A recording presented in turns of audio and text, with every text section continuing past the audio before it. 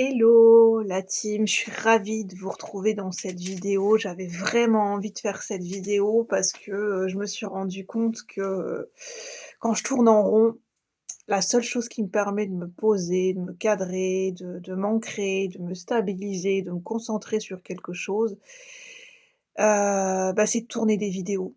Enfin, c'est pas juste de tourner des vidéos, c'est d'explorer des sujets et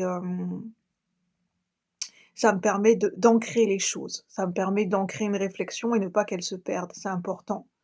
Quand on a des idées, c'est pour ça que je tourne énormément de vidéos. Je me suis rendu compte que je tourne beaucoup, beaucoup de vidéos depuis que je fais cette chaîne et en fait, il y a ce besoin chez moi de laisser une empreinte, de laisser, ma réflexion ancrée. C'est important dans pas dans le sens de figer la réflexion, mais d'ancrer ses idées à un instant T pour ne pas les perdre et pour y revenir plus tard et pour faire évoluer les choses et c'est précieux. Nos réflexions sont précieuses les réflexions que j'ai partagées d'ici, sur cette chaîne sont précieuses, sont de mon point enfin, parce que forcément, c'est personnel, ça vient de mon vécu, donc forcément que je vais penser que c'est précieux et ça a cette valeur de précieux finalement et notre histoire est précieuse.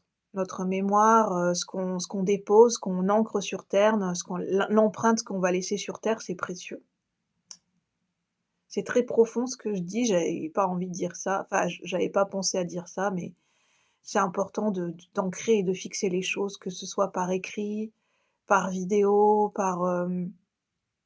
que ça ait une trace, que ça existe quelque part et que ça s'envole pas, que voilà, que les mots sont gravés quelque part. Parce que les mots, derrière les mots, il y a une histoire, il y a un vécu, il y a un ressenti et pour dire, bah voilà, je l'ai vécu, ça a existé. Ça me parle, pour certaines personnes peut-être d'écrire un livre. Pour certaines personnes, oui, effectivement, si vous avez l'idée d'écrire un livre, faire vos mémoires, votre autobiographie, de raconter votre récit à votre manière, votre passé, c'est une bonne idée. C'est précieux, c'est un beau processus et une belle aventure qui permet de se découvrir et qui permet, c'est une sorte de thérapie d'écrire un livre, c'est ce que j'entends en canalisation, de par mon intuition et ça permet de revisiter son histoire autrement. Heu, je voulais vous parler en tant qu'être humain, on a tendance à s'habituer à moins que ce qui a de la valeur pour en fait, on a tendance à s'habituer à vivre des situations, des événements, une vie qui ne correspond pas du tout à notre valeur personnelle. C'est-à-dire que, en général, l'être humain va se contenter parce que, bah, voilà, parce que c'est inconscient, parce que, bah, c'est difficile de sortir de sa zone de confort, puis, c'est difficile de se rendre compte réellement de la valeur que l'on a. En général, enfin, on a une mauvaise perception et en général, on a une mauvaise pas pour tout le monde, mais en général, on a une mauvaise estime de soi. On a une estime de soi qui est complètement illusoire par rapport à qui on est vraiment, à notre lumière. On ne reconnaît pas notre lumière. L'être humain a peur de sa puissance, a peur de sa lumière, a peur de son rayonnement. Parce que c'est pas bien vu de briller, c'est quelque chose qui est tabou, hein, le fait de briller, de se mettre en avant, c'est voilà. Pour autant, c'est pas forcément de l'ordre du superficiel. C'est un besoin, on a tendance à oublier que l'être humain, c'est un besoin fondamental pour l'être humain de s'accomplir et s'il ne s'accomplit pas, à un moment donné, sa lumière, c'est au fur et à mesure, sa lumière s'éteint. Jamais complètement, hein, elle ne s'éteint jamais complètement, notre flamme intérieure, mais c'est une flamme qui devient vacillante et qui devient de plus en plus petite et c'est presque on a l'impression de s'éteindre, en fait.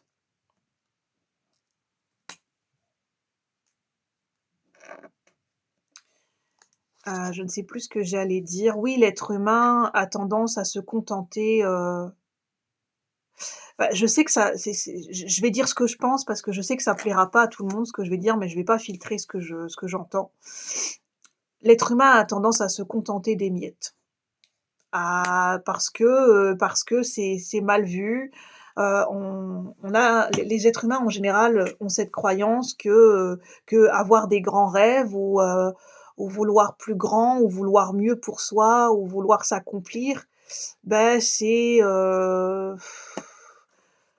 oui, c'est de l'ordre de l'impossible ou c'est mal vu. C'est mal perçu, c'est pas compréhensible, c'est pas entendable. L'être humain ne peut jamais enfin, en général, quand on enfin, c'est mal vu de faire mieux que quelqu'un. Voilà, quand on a l'impression qu'on va dépasser quelqu'un d'autre,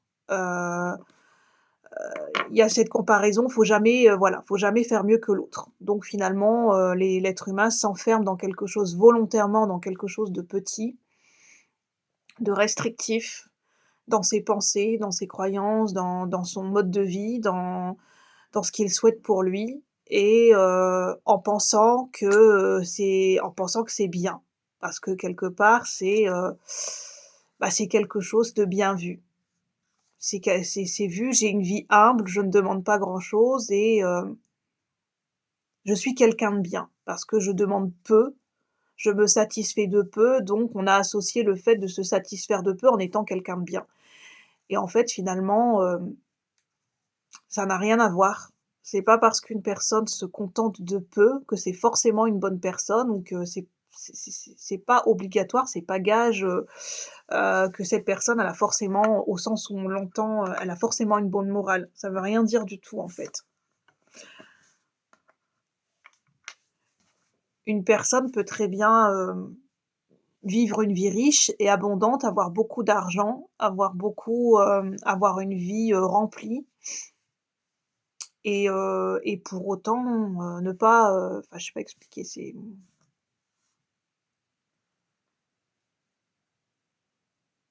pas en fait, se contenter de peu, c'est pas se rendre justice. Parce que notre âme, elle est pas venue, expérimenter, hem, l'essence de notre âme, elle cherche la beauté, elle cherche le mouvement, elle cherche l'accomplissement, l'épanouissement, elle cherche à évoluer et à tendre vers quelque chose de toujours plus beau, de toujours plus grand. L'âme, en soi, notre essence divine, elle ne tend pas à se conformer forcément à un moule, à un statut social ou à des attentes sociales. Ça, c'est purement, en fait, c'est purement de l'ordre de l'être humain, en fait. Mais notre âme, elle est pas du tout là-dedans, en fait.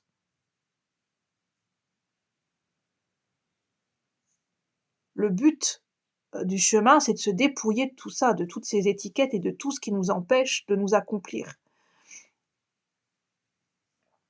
Et effectivement, c'est un choix de tous les jours et c'est un choix audacieux. Et je me suis rendu compte que moi, ce qui m'aide en ce moment pour sortir du contrôle, parce que le contrôle, c'est beaucoup relié à nos principes en tant qu'humains, à l'ego, à des conditionnements enfin, de l'éducation, des conditionnements de la société et donc une image de soi qui est biaisée et ce matin, enfin, aujourd'hui, je me faisais la réflexion et finalement, ça m'a beaucoup apaisée. J'étais en train de marcher dans le jardin et je méditais et je me suis rendu compte, que finalement, il y a beaucoup de choses qu'on se met sur le dos qui nous appartiennent pas. Il y a beaucoup de fardeaux qu'on se met sur les épaules et au final, quand on y réfléchit, quand vraiment en fait, on se rend compte qu'il y a beaucoup de choses qui ne nous appartiennent pas et qu'on pourrait largement se simplifier la vie dans le sens où, bah, déjà, on n'est pas obligé de porter les émotions des uns et des autres. On a déjà bien à faire avec les nôtres et et que finalement, en général, ce qui se enfin, quand il y a des relations sociales, on a l'impression, bah, c'est véritablement ça, c'est une pièce de théâtre qui se joue, chacun est dans son propre rôle et finalement, quand on voit les choses, de dire, bah, c'est comme une pièce de théâtre et chacun joue son rôle presque comme si chacun avait appris par cœur son texte et récité son texte, bah, ça permet de prendre du recul et c'est comme si on est spectateur et on visionne la pièce de théâtre et finalement, ça rend les choses, c'est réel sans être réel. Parce que tout ce que l'on vit, c'est une matrice, en fait. C'est la pensée est créatrice et c'est comme si notre partie humaine, oui, on est un humain, mais c'est comme si on était un avatar de soi-même, un hologramme. En général, dans les relations sociales, c'est pas toujours la partie la plus consciente de nous-mêmes ou notre essence qui s'exprime. C'est plutôt, notre ego ou une version enfin quelque chose qui est rattaché à notre passé ou c'est une étiquette, c'est un con ça vient d'un conditionnement et c'est pas réellement nous qui nous exprimons. En fait, on n'est pas en train de vivre l'expérience. C'est plutôt, oui, c'est comme un hologramme, un avatar, c'est pas vraiment nous-mêmes, en fait. On a l'impression de vivre notre vie, mais en fait, c'est tout ça, c'est on a l'impré enfin, c'est ouais, c'est une pièce de théâtre, en fait, pièce de théâtre grandeur nature et finalement, à partir de quel moment on peut dire qu'on vit les choses? Est-ce qu'on finalement, on n'est pas toujours en représentation de nous-mêmes? On n'est jamais vraiment nous-mêmes et déjà rien je me déjà cette réflexion que je me suis posée aujourd'hui, déjà rien que de se rendre compte de ça, bah, c'est déjà, ça permet d'avoir vachement de recul.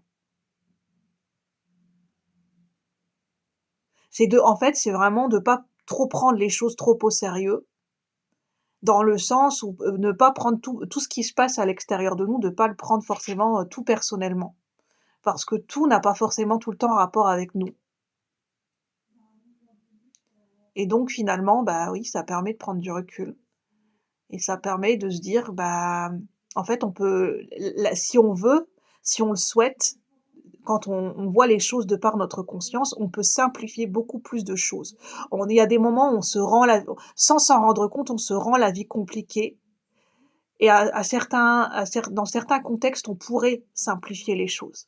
Il y a des choses qu'on pourrait faire pour simplifier les choses. Rien en prenant en prenant du recul et en se dire: «Tout ne m'appartient pas».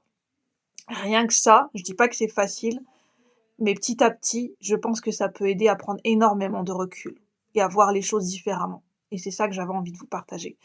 J'ai eu cette prise de recul aujourd'hui et ça m'a fait grand bien et j'avais envie de vous la partager. Donc n'hésitez pas à me dire ce que vous en avez pensé. Vous avez le droit de ne pas être d'accord, vous avez le droit, d'avoir votre propre avis. Moi, je vous partage un ressenti, une réflexion qui m'a beaucoup aidée, qui a été constructive pour moi. Si elle ne l'est pas pour vous, vous pouvez laisser la vidéo de côté. Sur ce, je vous souhaite une bonne journée et je vous dis à bientôt pour de nouveaux partages. Bye bye la team. Bonne journée. Vous pouvez liker si vous souhaitez me soutenir. À bientôt.